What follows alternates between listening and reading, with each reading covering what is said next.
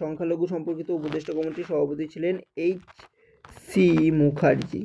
H.C. Mukherjee, that is Harendra Kumar Mukherjee. মৌলিক কর্তব্য, পঞ্চবার্ষিকী পরিকল্পনা এগুলি কোন দেশের সংবিধান থেকে নেওয়া হয়েছিল? এগুলি নেওয়া হয়েছিল সোভিয়েত রাশিয়া থেকে। যৌথ তালিকা, প্রস্তাবনা, ভাষা, কেন্দ্র রাজ্য সম্পর্ক ইত্যাদি কোন দেশের সংবিধান থেকে নেওয়া হয়েছে? এইগুলি নেওয়া হয়েছিল অস্ট্রেলিয়ার সংবিধান থেকে। অস্ট্রেলিয়ার সংবিধান থেকে। গণপরিষদের সংক্রান্ত কমিটির সভাপতি কে ছিলেন? কোন বিষয় সংক্রান্ত? ও আচ্ছা, এই কোশ্চেনটা ইনকমপ্লিট আছে। নেক্সট এটা হবে এই কোশ্চেনটা। গণপরিষদের মৌলিক অধিকার, সংখ্যালঘু, আদিবাসী এগুলি সভাপতি কে ছিলেন? এগুলি সভাপতি ছিলেন একমাত্র একজনই, সর্দার বল্লভভাই প্যাটেল।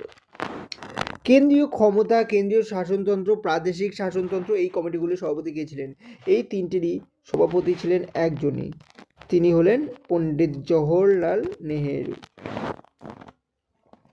স্টিয়ারিং কমিটির সভাপতি কে ছিলেন? স্টিয়ারিং কমিটির সভাপতি ছিলেন রাজেন্দ্র প্রসাদ। ভারতীয় সংবিধানে কেন্দ্রীয় রাজ্য পাবলিক সার্ভিস কমিশনের প্রশাসনিক কাঠামো কোন আইন থেকে নেওয়া হয়েছে? এটি নেওয়া হয়েছিল 1935 সালের ভারত শাসন আইন থেকে। কেন্দ্র রাজ্য সম্পর্ক, যৌথ তালিকা, প্রস্তাবনার ভাষা এগুলি কোন দেশের সংবিধান থেকে নেওয়া হয়েছে? এগুলি নেওয়া হয়েছিল তোমার ব্রিটেনের সংবিধান থেকে। ব্রিটেনের সংবিধানের অনুকরণে এগুলি তৈরি করা হয়েছে।